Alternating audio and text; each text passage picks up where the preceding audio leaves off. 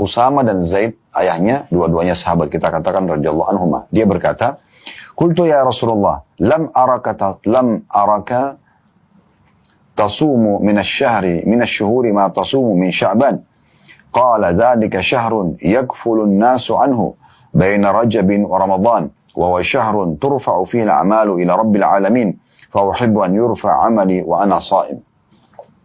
Kata Usama radhiyallahu anhu, aku berkata ya Rasulullah, aku tidak melihat Anda banyak berpuasa sunnah di satu bulan seperti Anda berpuasa pada bulan Sya'ban. Di bulan Sya'ban banyak sekali beliau puasa sunnah. Maka Nabi SAW menjawab, itu adalah bulan yang dilalaikan oleh banyak manusia, yang berada di antara bulan Rajab, bulan ke-7, dan Ramadan, bulan ke-9. Karena Sya'ban bulan ke-8 ya. Ia adalah bulan di mana amal-amal diangkat kepada Rabb alam semesta, dilaporkan kepada Allah Subhanahu wa taala. Maka aku ingin amalku diangkat sementara aku dalam keadaan berpuasa. Hadis ini riwayat An-Nasa'i. Riwayat ini teman-teman sekalian memberikan banyak sekali faedah kepada kita. Faedah pertama langsung saja kita ambil, ya, bahwasanya di sini kita selalu tekankan poin seperti ini ya, kecerdasan ya, perawi hadis. Di sini tepatnya Usama bin Zaid radhiyallahu anhu. Kenapa? Karena dia bertanya kepada Nabi SAW. Pertanyaan ini ternyata menjadi sumber ilmu bagi umat. Ya. Dia yang bertanya, dia mengatakan, "Qultu ya Rasulullah." Saya bertanya dan saya berkata, "Wahai Rasulullah." Ya. Dia menanyakan tentang sikap dan perbuatan Nabi SAW. Saya tidak pernah melihat Anda berpuasa sunnah lebih banyak daripada puasa di bulan Sya'ban. Ya, kira-kira apa sebabnya nih? Ya, kenapa harus seperti itu? Dan sebenarnya kan, kalau misalnya kita hidup di masa itu teman-teman sekalian, mungkin kita kalau melihat Nabi SAW puasa, dan kita tahu itu bukan puasa wajib, mungkin mayoritas kita tidak akan bertanya kepada Nabi SAW. Bagi kita ya sudahlah, gitu kan? Nabi puasa ya sudah. Tapi ada di antara orang-orang yang Allah ilhamkan dalam hati mereka, mereka justru bertanya. Dan pertanyaan mereka ini buat maslahat, buat ilmu buat dia, maslahat buat diri dia sendiri, dan akhirnya menjadi ya, sumber ilmu bagi umat. Anda bisa bayangkan setelah 1400 tahun berjalan meninggalnya Nabi SAW, dan dari pertanyaan ini, 1400 tahun lebih ya tentunya, itu pertanyaan Usama masih dinukil dengan izin Allah SWT di buku-buku hadis. Di antaranya yang kita dengarkan pada hari ini. Kita sekarang sudah berada di tahun 1445 Hijriah. Ini masih di awal-awal hijrah. Ya, Nabi SAW disebutkan hadis ini. Jadi sudah kurang lebih ya 1400-an lebih ya tahun berlalu, tapi masih saja pertanyaan Usama ini diberkahi oleh Allah Subhanahu wa taala karena menanyakan kepada Nabi alaihi salatu wasallam tentang masalah kenapa beliau puasa Sya'ban. Ini faedah sendiri tentang kecerdasan seseorang yang bertanya sebuah hukum yang dia butuhkan, bukan niatnya untuk mengetes pematerinya atau syekhnya, gurunya, kiainya, ulamanya, dan juga dia tujuannya ya ingin mengamalkan isi ilmu yang akan dia dengarkan, maka Allah akan berkahi. Faedah kedua dari hadis adalah seringnya Nabi SAW berpuasa bulan Sya'ban. Berarti ini contoh dari Nabi SAW yang harusnya kita jaga. Ya, berarti sering berpuasa di sini bukan berarti puasa yang di luar daripada apa yang beliau ajarkan ya. Tapi saya perlu jelaskan, ada namanya puasa wajib seperti Ramadan. Ya, atau puasa nazar. Nah, saya kalau sembuh saya akan puasa misalnya 3 hari. Itu wajib. Kalau Allah SWT sembuhkan penyakitnya, dia wajib puasa. Ada yang puasa sunnah muakkadah. Sunnah sangat ditekankan. Puasa Senin, Kamis, Ayyamul Bid yang punya keutamaan banyak sekali. Dan ada puasa tatawu namanya. Tambahan saja. Jadi dia tidak ada hubungannya sama Senin, Kamis, ya. Contoh adalah atau dasar hukumnya adalah hadis Bukhari Muslim di mana Nabi SAW pernah pulang ke rumah kemudian menanyakan kepada Aisyah radhiyallahu anha, apakah kalian punya makanan hari ini? Kata Aisyah, tidak ada ya Rasulullah. Kata Nabi SAW, inni idzan shaim, kalau begitu saya puasa hari ini. Kalau begitu saya puasa hari ini. Nah, perkataan Nabi SAW saya puasa hari ini berarti menandakan beliau puasa karena tidak ada makanan, bukan puasanya karena Senin Kamis. Karena Senin Kamis beliau disebutkan dalam beberapa riwayat yang lain, beliau tidak pernah meninggalkan puasa Senin Kamis itu. Berarti kan ini puasa di hari selain Senin Kamis. Ya, selain Ayyamul Bid. Kayak misalnya Anda hari Selasa mau puasa, ya, maka tidak ada masalah Anda puasa pada hari itu. Atau hari Rabu Anda mau puasa, oke saja. Ya, yang namanya tatawu, puasa hanya untuk mendekatkan diri kepada Allah SWT. Nah, Kemungkinan besar yang dimaksud sini puasa banyak adalah Nabi SAW menambah dengan puasa-puasa tatawu selain yang sunnah muakkadah tadi atau selain yang ditekankan keutamaan-keutamaannya. Faedah ketiga dari hadis adalah tentang keutamaan bulan Sya'ban secara khusus di mana disebutkan oleh Nabi SAW di situ amal dilaporkan kepada Sang Pencipta Allah Subhanahu wa taala. Maka beliau ingin sekali pada saat lagi dilaporkan beliau sedang puasa. Berarti kan bulan Sya'ban punya keutamaan khusus. Ini faedah ketiga dari hadis bahwasanya semua amal saleh dilaporkan kepada Allah Subhanahu wa taala. Faedah keempat dari hadis adalah kedudukan ibadah puasa itu sendiri. Kenapa Nabi SAW mengatakan dan aku ingin pada saat amalku dilaporkan aku sedang puasa. Karena memang amal ini adalah amal yang paling Allah cintai. Amal yang paling besar pahalanya. Hadis Bukhari yang masyhur yang kata Nabi SAW, ya, kullu amal ibn Adam lahu illa siyam atau illa som dalam riwayat lain. Semua amal ibadah anak Adam milik dia, ya, kecuali puasa. Ya.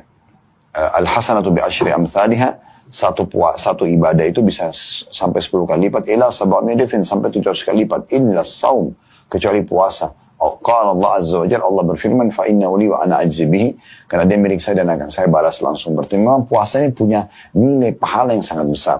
Nah ini sebabnya kenapa Nabi SAW ingin pada saat dilaporkan beliau sudah dalam keadaan berpuasa. Nah ini yang dimaksudkan teman-teman sekalian. Baik, ini 4 buah faedah daripada hadis yang pertama. Kita masuk hadis kedua dalam bab ini dengan sanad hasan.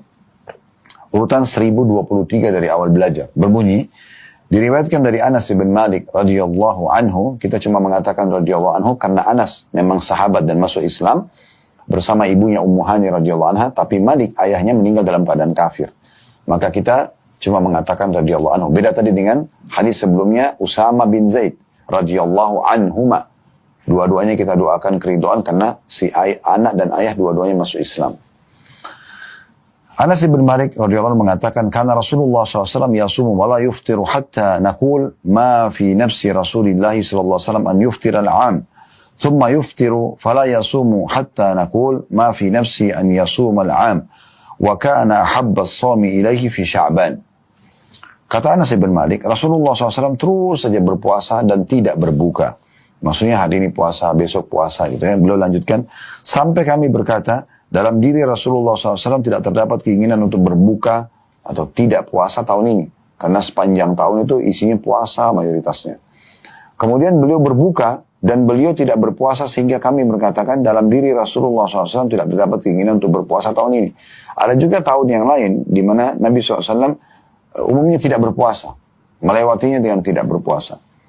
Ya, kemudian puasa yang paling beliau sukai adalah di bulan Sya'ban. Diriwayatkan oleh Ahmad dan juga At-Tabarani. Dalam riwayat nomor 3, saya langsung bacakan karena mirip riwayatnya. Ada 3A dan 3B, juga 3C. Ini mirip riwayatnya, ada 3D dan 3E. Ini saya bacakan semua karena memang dia mirip sekali dengan riwayat nomor 2 dan sekaligus nanti kita ambil faedahnya insyaAllah.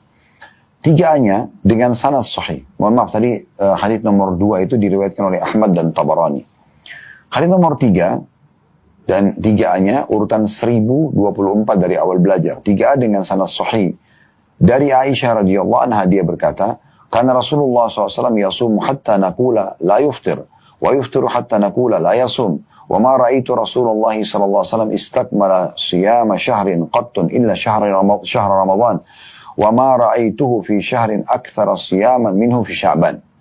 Artinya, kata Ummul Mukminin Aisyah radhiyallahu anha kekasih Nabi alaihi salatu wassalam, Rasulullah SAW terus berpuasa sehingga kami berkata bahwa beliau tidak berbuka atau tidak pernah tidak berpuasa. Lalu beliau berbuka sehingga kami berkata bahwa beliau tidak berpuasa. Aku tidak melihat Rasulullah SAW berpuasa 1 bulan penuh sekalipun. Ya, tidak pernah beliau puasa full 1 bulan, kecuali bulan Ramadan. Dan aku tidak pernah melihatnya lebih banyak dalam 1 bulan berpuasa daripada di bulan Sya'ban. Hadis ini riwayat Bukhari, Muslim, dan juga Abu Daud. Nanti kita jelaskan semua sekaligus ya. Ini baru saya bacakan lafaz-lafaz hadisnya. 3B-nya dengan sanad sahih. Diriwayatkan pula oleh An-Nasai, At-Tirmidzi dan lain-lainnya dalam riwayat masih sama dari Ummul Mukminin Aisyah, kekasih Rasulullah sallallahu alaihi wasallam radhiyallahu anha. Beliau berkata, "Ma ra'aitu an-nabiy sallallahu alaihi wasallam fi syahrin aktsara siyaman minhu fi Sya'ban. Kana yasumuhu illa qalila, bal kana yasumuhu kullah."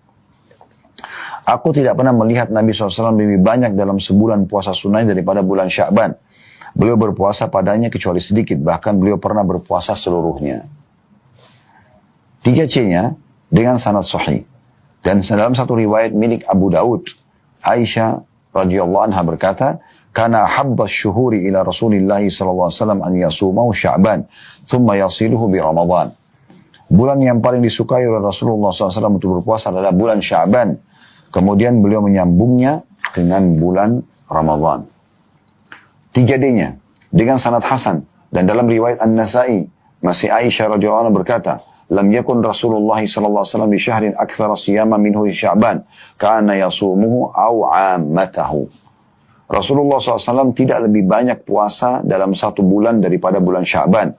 Beliau berpuasa padanya atau mayoritasnya. 3E-nya dengan sanad sahih. Dalam riwayat lain milik Bukhari dan juga Muslim, masih dari Ummul Mukminin Aisyah radhiyallahu anha, beliau berkata, "Lam yakunin Nabi sallallahu alaihi wasallam yasumu syahran aktsara min Sya'ban, fa innahu kana yasumu Sya'ban kullah, wa kana yaqul khudhu min al-'amali ma tutiqun, fa inna Allah la yamallu hatta tamallu, wa kana habbu as-salati ila an-nabi sallallahu alaihi wasallam ma duwima alaihi wa in qallat, wa kana idza shalla salatan dawama 'alaiha." Nabi SAW tidak pernah berpuasa dalam satu bulan lebih banyak daripada Sya'ban. Karena sesungguhnya beliau pernah berpuasa bulan Sya'ban sebulan penuh. Dan beliau SAW bersabda, "Ambillah amal yang mampu kalian kerjakan karena Allah tidak bosan sehingga kalian bosan." Dan sholat yang paling disukai oleh Nabi SAW adalah sholat yang dilakukan secara rutin walaupun sedikit. Dan apabila beliau melakukan sholat, maka beliau selalu menjaganya secara kontinu. Nah, ini riwayat-riwayat tadi yang mirip-mirip satu sama yang lain. Kita akan coba ngorek faidah-faidah yang bisa diambil insya Allah. Mulai dari hadits nomor 2 sampai hadits nomor 3. Tapi hadits nomor 3 ada 5 buah riwayat yang mirip satu sama yang lain. Baik, yang pertama teman-teman sekalian bisa diambil dari hadits Anas radhiyallahu anhu. Ini juga mirip dengan faidah sebelumnya tentang kecerdasan Anas radhiyallahu anhu. Beliau menceritakan tentang perbuatan Nabi SAW, ya. Karena memang sunnah-sunnah Nabi kan terbagi, ya. Ada yang sifatnya qauliyah, perkataan Nabi SAW, ada yang sifatnya fi'liyah, contoh langsung dengan perbuatan, atau takririyah, persetujuan Nabi SAW. Nah, contoh-contoh Nabi SAW ini, atau fi'liyah, itu biasanya memang dilihat oleh para sahabat, kemudian mereka menukilnya. Tapi yang uniknya, tidak semua sahabat menukil, subhanallah. Ada juga yang melihat, kemudian dia ikutin saja sendiri pribadi. Ada di antara sahabat yang Allah SWT berikan kelebihan dan ilham kepada mereka, sehingga menjadi sebuah ilmu, mereka akhirnya menyampaikan apa yang mereka lihat itu kepada umat. Dan seperti kejadian sekarang, riwayat Anas radhiyallahu anhu, sampai kepada kita, dia mengatakan bahwasanya Nabi SAW itu berpuasa dan berbuka puasa. Ya. Dan sampai kami mengatakan, dalam diri Nabi SAW, beliau pada tahun ini tidak mau berbuka. Karena semuanya isinya puasa. Mayoritasnya puasa. Dan beliau juga pernah dalam satu tahun berbuka puasa. Sunnah maksudnya. Beliau ada satu tahun tidak puasa. Jarang sekali puasa sunnahnya. Ya, sampai kami mengatakan seperti dalam diri Nabi SAW, beliau tidak ingin puasa tahun ini. Dan ketahuilah yang paling dicintai oleh Nabi SAW adalah puasa di bulan Sya'ban. Nah, ini penyampaian dari Anas bin Malik. Tidak ada satupun perkataan Nabi. Tapi dia menyampaikan perbuatan Nabi alaihi salatu wassalam. Ini faedah pertama. Faedah kedua dari hadis yang bisa diambil adalah bagaimana Nabi alaihi salatu wassalam memberikan contoh bagi umatnya. Ya, bahwasanya sikap beliau di sini, beliau pernah, kata Anas bin Malik, dalam satu tahun itu mayoritas waktunya puasa semua. Sampai para sahabat, dan di sini menggunakan damir jamak, ya, naqul hatta naqul, sampai kami semua ini berkata, sepertinya Nabi tahun ini nggak mau buka puasa. Hari ini puasa, besok puasa. Puasa, mayoritasnya puasa semua. Ya. Itu yang sunnah, ya, apalagi Ramadan. Maka kami mengatakan seperti tahun ini Nabi SAW tidak buka puasa. Kemudian tahun depannya, beliau SAW justru jarang sekali puasa sunnah. Dan sengaja memperlihatkan kepada para sahabat kalau beliau tidak berpuasa. Gitu kan. Sampai mereka mengatakan, kata Anas, hatta naqul, sampai kami mengatakan, tidak ada dalam diri Nabi SAW, beliau akan puasa sunnah tahun ini. Ya, gitu. Apa yang bisa diambil pelajaran dari sikap Nabi SAW ini? Beliau ingin menjadi suri tauladan yang baik, teman-teman sekalian. Bagi orang yang mau maksimal puasa sunnah, silahkan. Dan boleh contohi saya. Dengan cara mayoritas waktunya dia puasa. Nah, bagi orang di tahun selanjutnya, misalnya, yang beliau tidak berpuasa sunnah, ingin menunjukkan kalau ini hukumnya sunnah loh. Ini hukumnya sunnah. Yang juga tidak mengerjakannya tidak masalah. Cuman dia luput dari pahala. Jadi bukan karena Nabi SAW meninggalkan puasa sunnah. Ya. Ini mirip kasusnya dengan sholat tarawih yang beliau sempat hadiri atau mengimami di malam pertama, selebihnya beliau tidak hadir alaihi salatu wassalam. Dan beliau mengatakan kepada para sahabat yang menunggu sampai subuh di hadis selanjutnya, saya mengetahui kalian menungguku semalam, tapi saya tidak keluar, karena kalau saya keluar mengimami maka akan jadi wajib buat kalian. Ya, tapi Nabi SAW ya, menunjukkan contohnya, kalau yang mau kerjakan silakan, dan boleh lanjut sampai akhir Ramadan. Ya, tapi kalau yang tidak mau kerjakan, tidak bisa dipaksakan, karena itu sunnah. Nah, ini sebabnya Nabi SAW kenapa mencontohkan beliau pernah puasa full dan mayoritas waktunya di sepanjang tahun, di 1 tahun. Tahun selanjutnya beliau malah sedikit sekali puasa, atau bisa dikatakan sampai sahabat mengatakan sampai kami mengira Nabi tidak berpuasa sunnah tahun ini. Nah, itu untuk menjadi contoh bagi umatnya. Ya, ini perilaku Nabi SAW. Kemudian pelajaran yang ketiga yang bisa diambil dari hadis adalah kedudukan bulan Sya'ban. Karena Anas bin Malik menyampaikan kalau ini adalah perbuatan yang paling dicintai oleh Nabi alaihi salatu wassalam. Ini faedah, 3 buah faedah dari hadis nomor 2. Hadis nomor 3, dari 3A-nya, kemudian juga 3B-nya, ya, kemudian 3C, ya, dan juga setelahnya tadi ada 3D dan 3E, kita ambil faedah. Faedah yang pertama yang bisa diambil adalah kecerdasan Aisyah radhiyallahu anha. Semua riwayat tadi, 5 buah riwayat ini semua dari Aisyah radhiyallahu anha, dari Ummul Mukminin radhiyallahu anha. Dan kita tahu Nabi SAW berpoligami, ya. Tapi tidak semua istri Nabi menyampaikan tentang masalah sikap Nabi SAW di rumah, ya, dan apa yang diketahui. Maka Aisyah ini paling sering menyampaikan hal-hal yang beliau lihat, ya, fenomena yang dilihat dari Nabi SAW.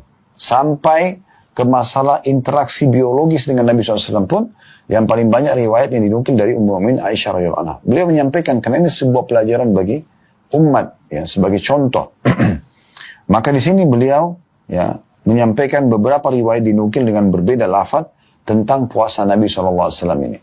Nah, riwayat-riwayat ini menjelaskan tentang puasa Nabi SAW, ya, yang mirip dengan hadis tadi Anas bin Malik. Beliau pernah puasa sampai, ya, mayoritas waktunya puasa, ya, dan ada juga di mana beliau, ya, tidak berpuasa sampai kami mengatakan bahwasanya seakan-akan beliau tidak akan puasa pada tahun ini. Tapi di sini penyampaian Aisyah dengan beberapa riwayat menandakan kecerdasan beliau radhiyallahu anha dan taufik dari Allah Subhanahu wa taala. Ini faedah pertama dari hadis nomor 3. Faedah kedua yang bisa diambil bagaimana Nabi alaihi salatu wassalam berpuasa mayoritas waktunya itu di Sya'ban. Nah, riwayat tadi nomor 2, riwayat Anas bin Malik yang baru kita sebutkan, itu tidak disebutkan kalau Nabi SAW berpuasa berapa hari, ya, atau mayoritasnya di bulan Sya'ban. Tapi beliau menyebutkan saja bahwasanya puasa yang paling Nabi SAW suka adalah di bulan Sya'ban. Nah, gitu kan? Itu hadis Anas bin Malik yang nomor 2 tadi. Nomor 3 ini, hadis nomor 3, Aisyah menyebutkan bahwasanya saya tidak melihat Rasulullah SAW berpuasa sebulan penuh, ya, selain Ramadan. Dan saya juga tidak melihat Nabi SAW puasa sunnah lebih banyak daripada bulan Sya'ban. Dari riwayat ini, kita ambil pelajaran teman-teman sekalian, ternyata bulan Sya'ban adalah bulan yang mayoritas Nabi SAW berpuasa di harinya. Tetapi, dalam riwayat ini disebutkan adalah beliau berpuasa bulan Sya'ban. Beliau tidak pernah, Aisyah mengatakan tidak pernah melihat Nabi SAW puasa sebulan penuh, ya, kecuali Ramadan. Dan di bulan Sya'ban mayoritasnya. Berarti kan menandakan Nabi SAW berpuasa mayoritasnya di bulan Sya'ban, ya, hari-hari Sya'ban dihabiskan puasa. Tapi ada juga yang tidak dipakai untuk berpuasa di bulan Sya'ban itu sendiri. Sementara riwayat nomor 3B-nya ada penyebutan Aisyah mengatakan bal kana yasumu kullah. Jadi setelah mengatakan bahwasanya kana tentang bulan Sya'ban, ya, kana yasumu illa qalila, beliau berpuasa Sya'ban kecuali sedikit, bahkan pernah berpuasa sebulan penuh. Nah, di sini ada tambahan faedah yang lainnya. Yang ketiga adalah bolehnya seseorang kalau mau berpuasa bulan Sya'ban sebulan penuh. Nabi SAW pernah contohkan, tetapi bukan menjadi kebiasaan beliau. Mayoritas waktunya justru beliau hanya memperbanyak puasa di bulan Sya'ban. Tapi beliau pernah melakukannya, kalau dari lafaz ini kita mengatakan balkana yasum kulla, akhir lafaz dari 3B tadi dengan sanad sahih, ini menandakan Nabi pernah melakukan bulan Sya'ban sebulan penuh, ya. Tetapi mayoritas waktunya, karena mayoritas riwayat menjelaskan, itu cuma memperbanyak puasa di bulan Sya'ban. Ini faedah tambahan tentunya, ya. Ini faedah yang ketiga. Kemudian faedah yang keempat yang bisa diambil dari hadis 3C-nya. Bahwasanya ulama mengatakan hikmah kenapa Nabi SAW memperbanyak puasa di bulan Sya'ban selain tadi riwayat nomor 1 bahwasanya amal sedang dilaporkan di bulan Sya'ban, ya, dilaporkan di bulan Sya'ban, jadi beliau ingin pada saat dilaporkan amalnya dia sedang puasa sallallahu alaihi wasallam. Tapi di sini, ya, penyebutan di riwayat 3C itu adalah karena Nabi SAW akan melanjutkan dengan bulan Ramadan. Apa kata sebagian ulama? Agar bulan Ramadan bisa disambut dengan mudah. Karena 1 bulan sebelumnya sudah dibiasakan untuk puasa. Sehingga Ramadan tidak kaget untuk dilakukan puasa wajib padanya. Gitu kan? Karena kalau bulan Sya'ban masih puasa sunnah. Dimana kalau ada halangan-halangan dia masih bisa batalkan puasanya. Atau dia tidak puasa pun tidak berdosa. Tapi Ramadan tidak bisa. Oleh karena itu beda antara orang yang sudah terbiasa dengan melakukan puasa-puasa sunnah. Pada saat dia sambut Ramadan, sebulan penuh dia harus melaksanakan ibadah wajibnya. Jadi sebenarnya faedah ini kita bisa tambahkan sebagai faedah, ya, perkataan para ulama atau sebagian ulama bahwasanya ini akan mempermudah seseorang untuk melakukan puasa Ramadan. Faedah selanjutnya, ya, yang bisa diambil itu dari hadis, kalau 3D-nya mirip, ya, dengan sebelumnya kita lewatin 3C-nya, 3E-nya, maaf, 3E. Ini faedah yang kita bisa katakan yang keempat yang diambil dari hadis nomor 3, ya. Yaitu potongan dari perkataan Aisyah juga radhiyallahu anha, ya, di mana dia menukil sabda Nabi sallallahu alaihi wasallam, "Khudhu minal amali ma tutikun." Anjuran agar mengerjakan amal sesuai dengan kemampuan, ya. Jadi di sini kemampuan kalau amal-amal wajib di saat ada toleransi dalam agama, maka boleh diambil toleransi tersebut, ya, atau rukhsah, keringanan, di saat memang kita memenuhi kriterianya atau syaratnya. Contoh misal, sholat. Kan Allah SWT selalu mengatakan tentang sholat, aqimus sholat, dirikanlah sholat, kerjakan dalam kondisi berdiri. Tapi kalau tidak mampu, Nabi SAW mengatakan, kalau kalian sholat berdiri, kalau tidak mampu baru kalian duduk. Berarti kan ada mubarrir, ada satu penyebab yang yang membuat dia boleh duduk. Tapi ada syaratnya kalau memang dia tidak mampu, ya, ada kendala, kakinya sakit, nggak memungkinkanlah dia sholat berdiri. Anda berada di kereta api, sudah masuk waktu sholat. Kalau Anda tidak sholat, maka nanti tiba di tujuan, misalnya karena Anda musafir, Anda akan keluar dari waktu sholat, misalnya duhur asar akan lewat, karena kereta akan tiba maghrib, dan kereta tidak berhenti, ya, di stasiun tertentu kecuali cuma 2-3 menit lalu jalan. Anda tidak mungkin berdiri sambil sholat, gitu kan, dengan penuhnya kereta misalnya. Maka Anda sholat duduk, kan gitu, ada udzur. Di pesawat, penerbangan, tidak semua pesawat menyiapkan tempat untuk bisa berdiri. Mungkin ada Saudi Airlines menyiapkan musola kecil di belakang, tapi yang lainnya tidak bisa. Saya bahkan pernah berdiri, kemudian saya pamit dengan petugas di situ, pramugari dan pramugaranya, untuk berdiri sebentar sholat saja. Itu nggak diizinkan. Peraturan mereka tidak bisa. Terus gimana? Kita biarkan waktu sholat lewat? Enggak, kita sholat dalam kondisi duduk. Nggak memungkinkan, gitu kan? Contoh saya. Tapi kalau Anda naik mobil, Anda naik motor, Anda bisa mampir ke musola setiap saat. Anda bisa berhenti, bisa di tempat istirahat, misalnya rest area, Anda bisa sholat. Maka itu bagus. Anda berhenti sholat. Contoh. Begitu juga dengan kalau tidak mampu duduk, maka bisa berbaring. Orang yang stroke misalnya, baru kecelakaan, naudzubillah, kemudian dia lagi melalui proses operasi dan segala macam. Maka ini dia nggak bisa, dia bisa sambil tidur. Tidur pun nggak bisa, maka dengan yang dia mampu, isyarat mata. Ya. Pernah ada sahabat diutus oleh Nabi SAW untuk menjadi mata-mata di pasukan musuh, bahkan disuruh membunuh pimpinan daripada musuh tersebut. Maka pergilah orang tersebut. Beberapa waktu kemudian dia pulang, kemudian dia mengatakan, misi sudah selesai ya Rasulullah. Kata Nabi SAW, bagus yang kamu lakukan. Tapi aku ingin tanya, bagaimana kamu sholat? Pertanyaan Nabi SAW ini untuk menjelaskan tentang hukum di sini. Maka sahabat itu mengatakan, ya Rasulullah, saya berbaur dengan mereka, sehingga saya dikira bagian daripada mereka sampai dipercaya oleh pimpinan mereka, sampai akhirnya saya membunuhnya. Dan saya sholat dengan isyarat mata. Kondisinya dia sedang masuk ke tengah-tengah musuh, gak mungkin dia sholat, udhu. Ketahuan dia kalau dia muslim. Nah itu contohnya. Ini kan ada mubarir, ada sebab yang bisa membuat dia mengambil keringanan atau rukhsah. Itu juga dengan puasa Ramadan. Di saat orang sakit, musafir, ya, dia bisa batalkan diganti yang lain. Contoh saja. Nah ini semuanya sama kurang lebih dengan bahasan kita. Jadi kita menyembah Allah SWT semampu kita. Kalau puasa sunnah atau ibadah sunnah, maka yang dimaksud dengan semampu kalian adalah cari maksimal. Gitu kan? Selama bisa puasa, selama bisa sholat sunnah, selama bisa zikir, selama bisa baca Quran, selama bisa berdoa. Dan maksimalkan. Ini makna daripada khudhu minal amali ma tutikun. Ambillah dari amal yang kalian mampu untuk melakukannya. Maksudnya maksimal kalian kejar pahala. Jadi jangan teman-teman sekalian sholat sunnah, lalu kemudian sudah buru-buru, ya, wudunya tidak benar, tidak sempurna, gerakannya tidak sempurna, bacaan tidak sempurna. Ya hanya sekedar mengatakan ini kemampuan saya. Ini keliru, bukan itu yang dimaksud.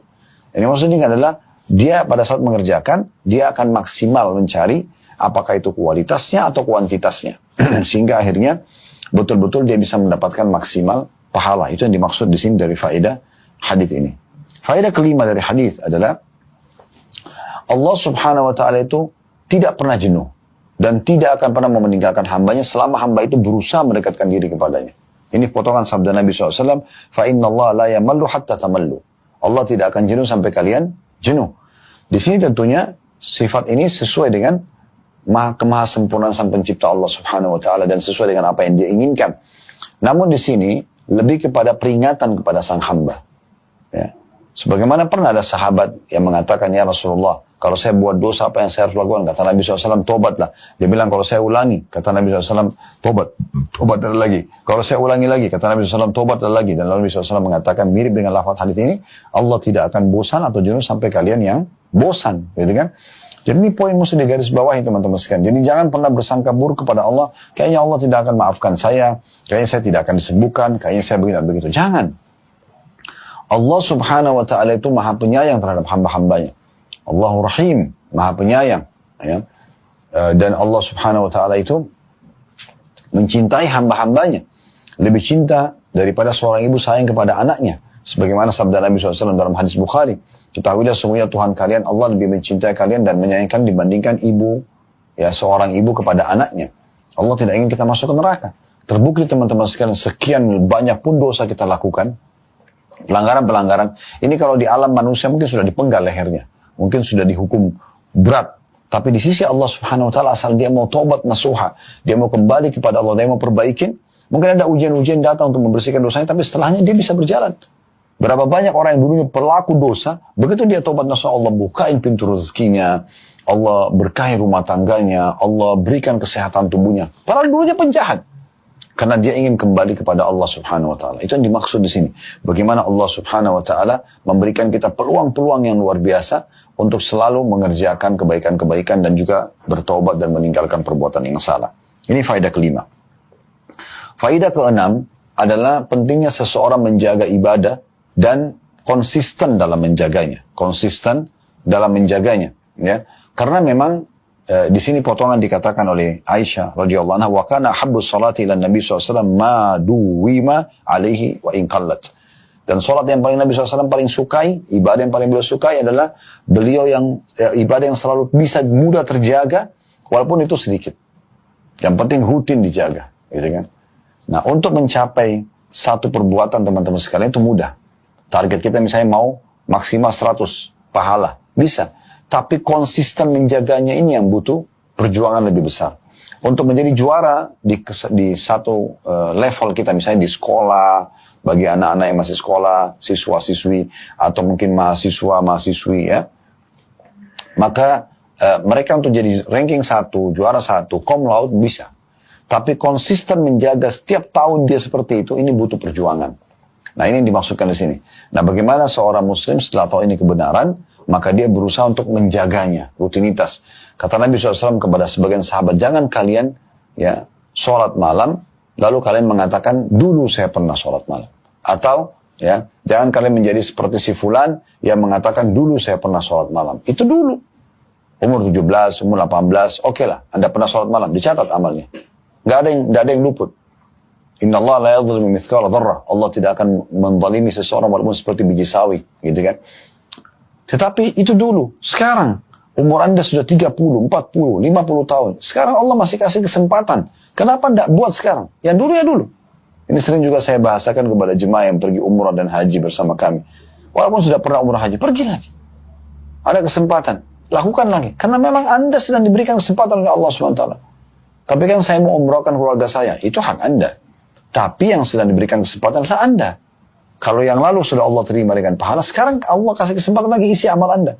Kalau Anda punya kesempatan berangkat lagi, berangkat lagi. Kalau ada kelebihan rezeki, baru ajak keluarga sambil Anda juga pergi, itu lebih baik. Maka tidak luput dari Anda pahala ibadah yang sedang Allah berikan kesempatan untuk melakukannya. Ini penting sekali untuk digarisbawahi.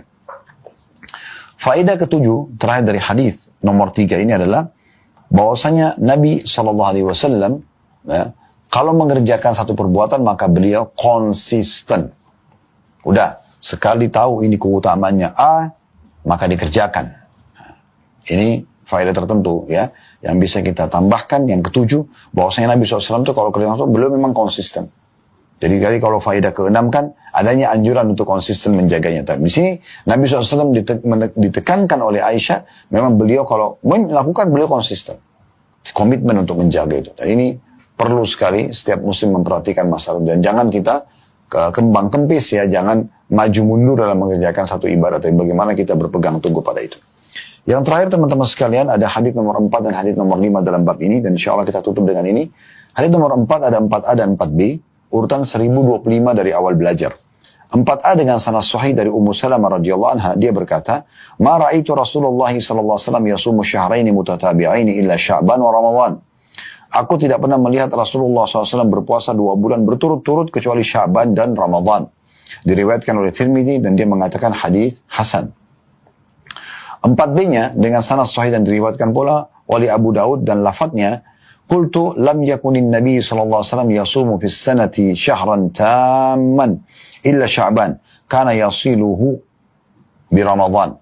Aku berkata, maksudnya Ummu Salamah radhiyallahu anha, istri Nabi SAW yang lain, dia mengatakan Nabi SAW tidak pernah berpuasa dalam 1 tahun 1 bulan penuh kecuali Sya'ban, dan belum menyambungnya dengan Ramadan. Diriwayatkan oleh An-Nasai dengan 2 lafaz sekaligus. Maksudnya dua-duanya lafaz ini juga diriwayatkan oleh An-Nasai. Hadis ini teman-teman sekalian memberikan pelajaran kepada kita. Yang pertama, tentang kecerdasan Ummu Salamah radhiyallahu anha, istri Nabi alaihi salatu wassalam. Dan ini semirip dengan tadi faedah-faedah sebelumnya ya. Karena di sini sekali lagi sosok sahabiat ini dan istri Nabi SAW yang mulia Ummu Salamah radhiyallahu anha beliau menceritakan tentang perbuatan Nabi SAW. Ya. Berarti ini menceritakan tentang contoh atau hadis fi'liyah. Contoh yang dilakukan oleh Nabi SAW. Ini sebagaimana penjelasan tokoh-tokoh kita sebelumnya tadi, Aisyah radhiyallahu anha, Anas bin Malik radhiyallahu anhu, kemudian Usama bin Zaid radhiyallahu anhu tadi ya, dalam bab ini semuanya. Itu yang pertama. Yang kedua, adanya penyampaian Ummu Salamah radhiyallahu anha tentang puasa 1 bulan Nabi alaihi salatu wassalam. Dan ini sejalan dengan makna yang kita jelaskan tadi ya. Bukan berarti setiap tahun Nabi SAW puasa Sya'ban 1 bulan, tapi penyampaian ini sejalan dengan penyampaian penjelasan tadi tentang hadis Aisyah radhiyallahu anha. Jadi ada 5 riwayat dari Aisyah radhiyallahu anha ya. Ada riwayat yang mengatakan dia melihat Nabi SAW puasa Sya'ban full. Ada juga riwayat-riwayat, dan ini lebih dominan, Nabi SAW berpuasa mayoritasnya di bulan Sya'ban. Berarti tidak ada bentrok antara riwayat-riwayat ini. Artinya Nabi SAW pernah berpuasa Sya'ban 1 bulan penuh, dan boleh orang contohi itu. Dan mayoritas waktu beliau tidak. Beliau menghabiskan puasa-puasa sunnah mayoritasnya di bulan Sya'ban, tapi tidak 1 bulan penuh. Nah ini yang bisa diambil faedah daripada hadis ini. Baik, kita akan masuk teman-teman sekalian yang terakhir, hadis nomor 5. Dengan sanad hasan sahih. Ya, ini berbeda sedikit. Satu hadis ini hanya menjelaskan tentang masalah nisfu Sya'ban. Ya, berbeda dengan puasa-puasanya. Ini malam ya 15 Sya'ban. Ya, pertengahan bulan Sya'ban. Dengan sanad Hasan Sahih, di Hasan Sahihkan oleh Syekh Albani, urutan 1026 dari awal belajar berbunyi, dari Mu'adz bin Jabal radhiyallahu anhu, dari Nabi SAW beliau bersabda, "Yattali'u Allahu ila jami'i khalqihi lailatan nisfi min Sya'ban, fayaghfiru li jami'i khalqihi illa li musyrikin aw musyahin." Hadis ini riwayat Tabarani dan Ibnu Hibban dalam Sahih keduanya. Terjemahannya, kata Nabi SAW, Allah menengok kepada seluruh makhluknya pada malam nisfu Sya'ban. Maka dianya besar kata ganti Allah, mengampuni semua makhluk atau hambanya, kecuali orang musyrik atau orang yang memusuhi orang lain. Riwayat ini teman-teman sekalian memberikan faedah kepada kita. Yang pertama, adanya keutamaan malam nisfu Sya'ban. Ya, artinya dia punya kedudukan khusus malam itu. Sebagaimana Lailatul Qadar punya kedudukan, ya, malam khusus juga ya. Tapi itu beda. Lailatul Qadar lebih baik, lebih mulia gitu ya. Tapi malam nisfu Sya'ban juga ini ada khusus, mirip juga dengan hari Arafah, hari Jumat ya. Hari-hari ini punya waktu itu ini punya kemuliaan sendiri di sisi Allah SWT. Allah punya hak untuk memilih itu. Sebagaimana juga Allah memilih Mekah sebagai lokasi kota terbaik bagi umat Islam, Madinah kota kedua, Masjid Haram Mekah, Masjid nomor 1, Masjid Nabawi Madinah, Masjid nomor 2, Masjid Aqsa, Masjid nomor 3 misalnya. Nah, ini semua menandakan ada hak kausalitasnya Allah Subhanahu wa taala. Ya. Ini yang bisa diambil dari faedah tersebut. Dan yang kedua, keutamaan. Faedah kedua, keutamaan dari malam dan nisfu Sya'ban itu sendiri. Di malam ini secara khusus, Allah Subhanahu wa taala akan mengampuni hamba-hambanya kecuali dua golongan. Yang pertama musyrik, maksudnya orang-orang yang kafir. Ya, menyekutukan Tuhan kepada Allah dengan Allah Subhanahu wa taala, dan orang yang suka bermusuhan. Ya, berantem, bermusuhan terus. Maka ini tidak dimaafkan oleh Allah Subhanahu wa ta'ala. Jadi walaupun dia muslim, kalau kan tadi yang pertama orang musyrik atau orang kafir, itu sudah jelas tidak dimaafkan karena memang mereka belum beriman kepada Allah Subhanahu wa ta'ala. Sementara orang musyahin atau orang yang suka bertengkar atau bermusuhan ini masuk dalamnya orang muslim. Oleh karena itu kita tidak perlu memusuhi orang lain. Kalau orang lain memusuhi kita itu terserah urusan dia. Kalau kita jangan ikut-ikutan supaya kita tidak kehilangan kesempatan untuk mendapatkan pengampunan dosa ini. Baik, tinggal kita tutup teman-teman sekalian. Apakah ada amalan khusus di malam nisfu Sya'ban? Yang kami nukil dari guru-guru kami itu tidak ada amalan khusus di situ. Ya. Tapi Anda boleh mengerjakan ibadah. Anda sholat malam, Anda berzikir, baca Quran, yang sudah ada sunnah-sunnah dari Nabi SAW, maka insya Allah itu adalah amal-amal yang baik. Tapi apakah ada wirid khusus, ada ibadah khusus? Ini belum pernah dinukil dari Nabi SAW. Allahu alam bissawab. Baik, insya Allah ke depannya kita akan masuk ke bab nomor 9. Anjuran berpuasa 3 hari dalam setiap bulan, lebih-lebih pada hari-hari putih atau tanggal 13, 14, dan 15 dari bulan-bulan Hijri. Salam, kemudian Ya'juj Ma'juj. Setelah berjalannya waktu, maka akan terjadi orang-orang kufur kembali kepada risalah langit. Setelah pada saat itu Isa alaihissalam sudah meninggal dunia, sudah mulai sebenarnya tentram, orang sudah mengenal Allah, tapi dengan berjalannya waktu manusia mulai lalai, mulai lagi kembali menyembah berhala, mereka lagi berbuat zina, mereka melakukan kekacauan, maka keluar tanda-tanda kiamat besar yang kelima, yaitu keluarnya dabbah atau hewan melata. Yang hewan melata ini akan keluar dari tanah, berbentuk seperti hewan, tapi dia bisa berbicara, dan dia membawa cap, yang dia mencap orang beriman dan orang kafir. Setiap kali mereka buat kesalahan, ya diingatkan oleh dabbah ini. Kalau kamu sedang lalai dari jalan Allah, kembalilah. Dan itu tadi yang ayat yang kita bacakan surah An-Naml ayat 82. Kemudian setelah itu datang tanda-tanda kiamat yang keenam. Setelah keluarnya dabbah, maka akan terjadi 6, 7, 8 sekaligus tanda-tanda kiamat ini. Yaitu terjadinya longsor besar di wilayah timur Jazirah Arab. Tepatnya wilayah timur itu Irak, Iran, Afghanistan, Rusia, itu wilayah timur Jazirah Arab. Akan terjadi longsor besar yang tidak bisa lagi ditutup. Dan terjadi juga longsor besar, tanda-tanda kiamat yang ketujuh, itu adalah di Jazirah Arab dan juga terjadi di wilayah baratnya Jazirah Arab, yaitu wilayah Afrika. Dan ini juga akan longsor besar, gitu kan. Kemudian terjadilah tanda-tanda kiamat yang selanjutnya, yang ke berapa? 9. Keluarnya api dari wilayah Ka'rul Aden namanya, atau wilayah padang pasirnya wilayah Aden. Aden salah satu kota di Yaman, gitu kan. Dan sekarang ini sudah ada diangkat di YouTube, dicuplikan, dan saya pernah lihat sebagian padang pasir wilayah Aden ini yang disebutkan dengan Ka'ril Aden itu memang tidak ada orang yang tinggal situ karena panasnya, gitu kan. Dan ada wilayah padang pasir yang sempat terbelah dan mereka melihat dan diteliti secara ilmiah di bawah itu ada api yang sangat besar. Jadi ini sudah disebutkan dalam hadis Nabi Sallallahu Alaihi Wasallam. Kemudian selanjutnya akan terbit matahari dari barat sebagaimana dia biasa terbenam dari situ. Ini ada berapa? 10 ya? Berarti ada satu yang tertinggal ya. Iya, keluarnya asap, maaf. Jadi sebelum terjadinya longsor 6, 7, 8 tadi, yang keenamnya itu adalah kelihatannya kabut. Di seluruh muka bumi ini akan terjadi kabut yang menutupi bumi ini, dan semua dunia ini akan melihat kabut itu dalam beberapa waktu. Inilah 11 tanda-tanda kiamat besar. Baik, kita akan rincikan dengan izin Allah satu persatu. Kalau terjadinya atau keluarnya Dajjal, ini disebutkan dalam banyak hadis, banyak sekali, dan ini yang paling banyak diingatkan. Di antaranya hadis Bukhari yang berbunyi, kata Nabi SAW, tidak ada seorang Nabi pun kecuali sudah mengingatkan kaumnya tentang si buta sebelah kanan. Ya. Jadi memang dia cirinya buta sebelah kanan. Dajjal memiliki ciri khas, rambutnya keriting, kemudian kulitnya mendekati hitam, ya. Jadi sawo matang, badannya kekar, kemudian dahinya lebar, ya. Dan orangnya mata kanannya rusak seperti anggur yang sudah rusak. Dan kata Nabi SAW, ingatlah dia akan mengaku sebagai Tuhan, dan ketahuilah Tuhan kalian Allah tidak buta sementara dia buta.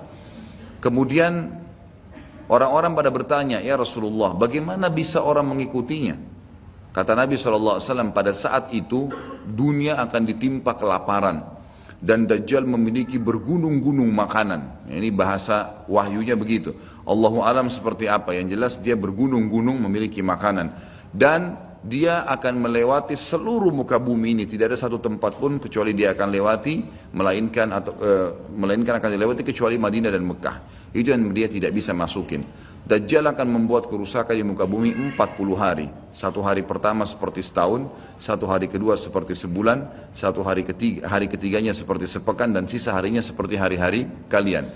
Berarti setahun, 2 bulan, 2 pekan.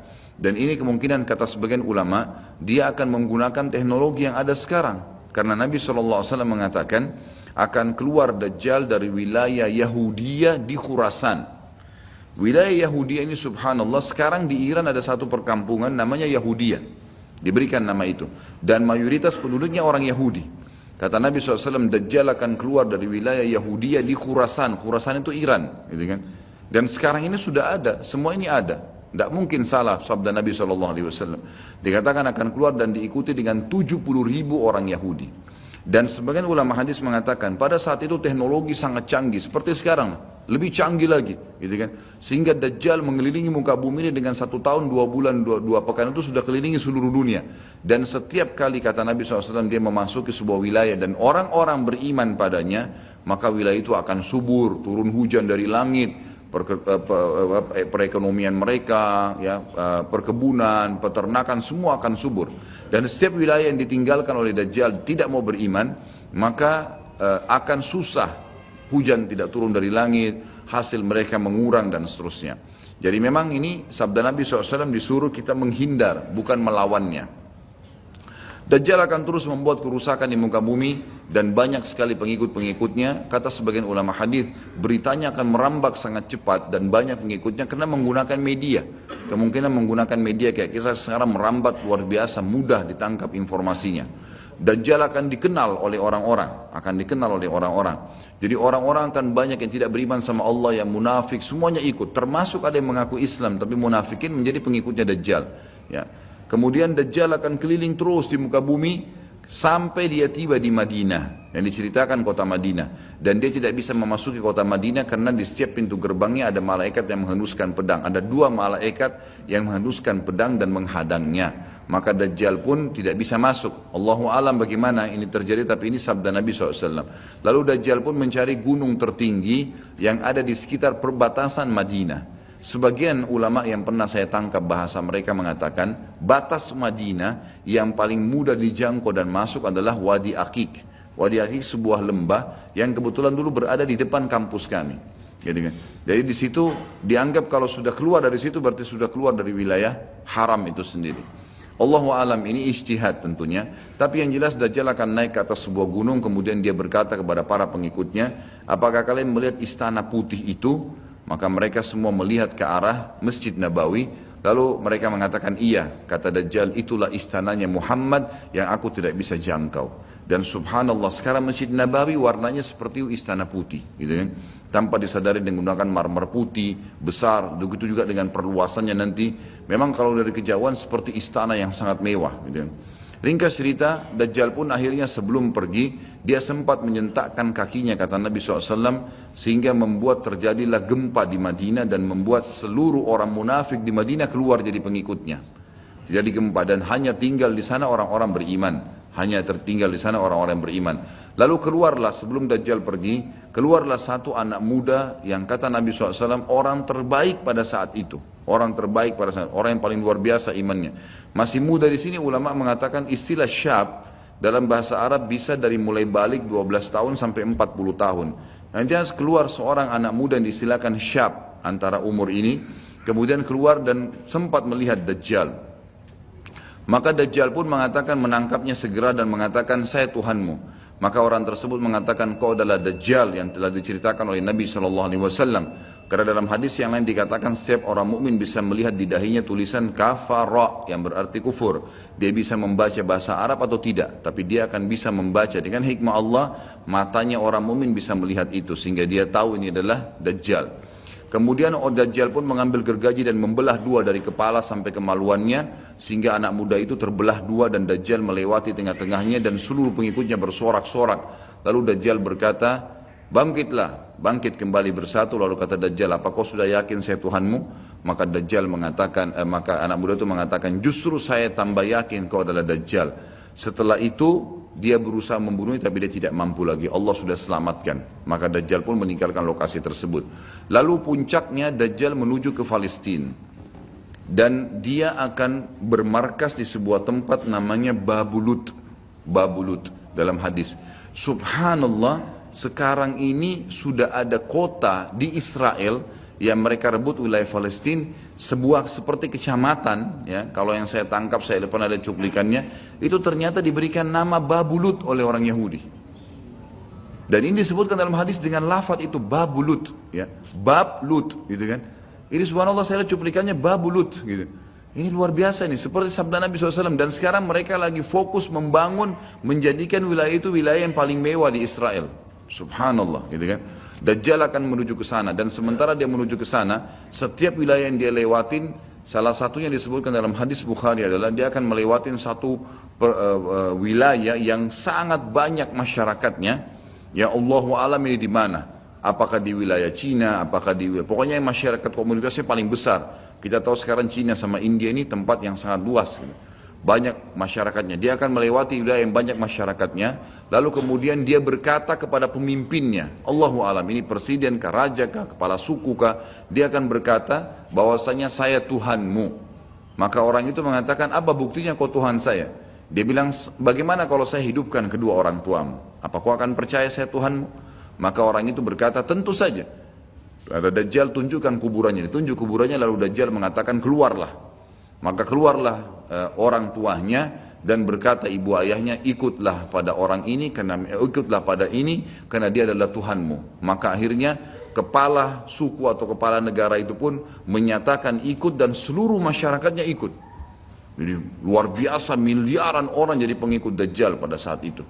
Maka Nabi SAW sudah membongkar buat kita itu. Berkata apa?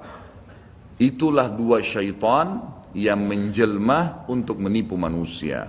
Untuk menipu manusia. Dan itu puncak terakhir sekali sebelum Dajjal menuju ke Israel. Lalu kemudian dia menuju ke Palestina. Tapi disebutkan Israel, dikatakan Palestina dalam hadis. Lalu menuju ke sebuah wilayah yang namanya Babulut tadi. Lalu Dajjal berpesta pora di sana dengan pengikut-pengikutnya yang mentuhankan dia. Dia berikan makanan, kaya raya, segala macam dia bisa lakukan, fitnah, gitu kan. Akhirnya keluarlah. Pada saat sementara dia berjalan ke Babulut dan tiba di Babulut, keluarlah di Madinah Mahdi. Dan Mahdi ini adalah keturunan Nabi SAW tadi saya bilang, keluar dari Madinah. Kemudian Allah memperbaiki dia dalam sehari semalam. Kata sebagian ulama hadis, Allah berikan petunjuk sehingga dia menjadi baik langsung, gitu kan. Tadinya dia faham agama tapi belum diaplikasikan, sekarang dia langsung Allah SWT ubah menjadi orang yang saleh dalam sehari semalam. Lalu kemudian dia jalan. Ada banyak riwayat yang menyebutkan ciri-cirinya. Di telapak tangannya ada seperti bekas ya, tanda lahir. Tapi yang jelas yang paling mendasar mirip dengan Nabi SAW. Alisnya seperti busur panah, kulitnya putih, orangnya tinggi, besar, kekar. Gitu kan? Dan tadi turunan Nabi SAW namanya Muhammad bin Abdullah. Maka dia pun akhirnya didatangi oleh orang-orang yang pada saat itu sudah tahu tentang keluarnya Dajjal, sudah informasi menyebar. Maka mereka juga sudah tahu ada orang yang akan membentuk pasukan dari Madinah namanya Muhammad bin Abdullah. Lalu mereka carilah keturunan Nabi SAW itu lalu ditemukan. Lalu mereka mengatakan, engkau lah yang telah ditunjuk oleh Nabi SAW. Maka keluarlah memimpin kami untuk memerangi Dajjal. Dia pun awalnya menolak sampai dia pergi ke Mekah, kata Nabi SAW, lalu diikuti oleh 300 orang masyarakat membaiatnya, lalu terbentuklah pasukan muslimin yang tidak tahu Allahu alam berapa jumlahnya pada saat itu, lalu mereka menuju ke Palestina, melewati negeri Palestina, melewati negeri Syria, dan akhirnya mampir di Masjid Darul Baydha tadi, menara putih yang tujuannya untuk mengerjakan sholat asar. Dan pada saat itu terjadilah tanda-tanda kiamat besar ketiga, Isa alaihissalam akan turun. Kata Nabi SAW, Isa alaihissalam akan turun, rambutnya basah, meneteskan air dan memegang dua sayapnya malaikat. Sebagian ulama hadis mengatakan pada saat itu kaum mukminin akan melihat malaikat yang membawa Isa alaihissalam. Kemudian dia turun dan dia masuk. Kemudian kata Nabi SAW, Mahdi adalah satu-satunya orang, ya, salah satu orang yang Nabi sholat jadi makmum di belakangnya.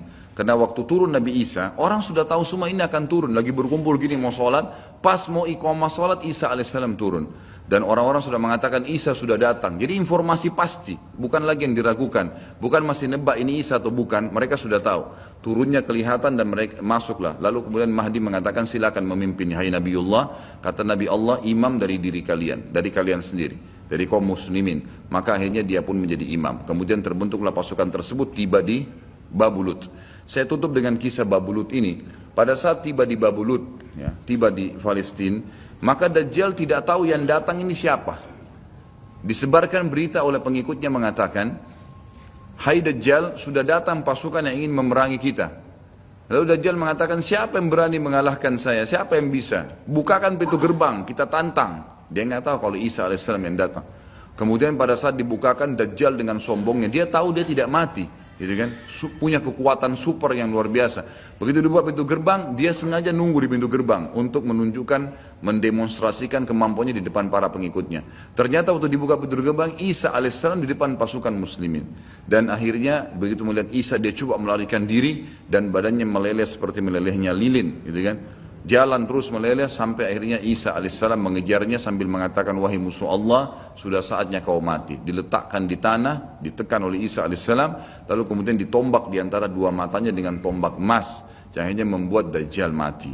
Pada saat itu pun Yahudi mengetahui masalah itu, sehingga mereka menyebar. Ya, mereka menyebar dan Isa alaihissalam sudah tahu instruksi dari Allah untuk membunuh semua pengikut Dajjal. Maka semua pun pengikut Dajjal dari Yahudi ini menyebar di bawah pohon, di atas batu, dan semuanya akan berbicara mengatakan, hai muslim ini Yahudi, bunuhlah dia. Maka semuanya pun dibunuh oleh kaum muslimin kecuali satu pohon, pohon garkat. Pohon garkat ini pohon yang punya duri dan buahnya pahit.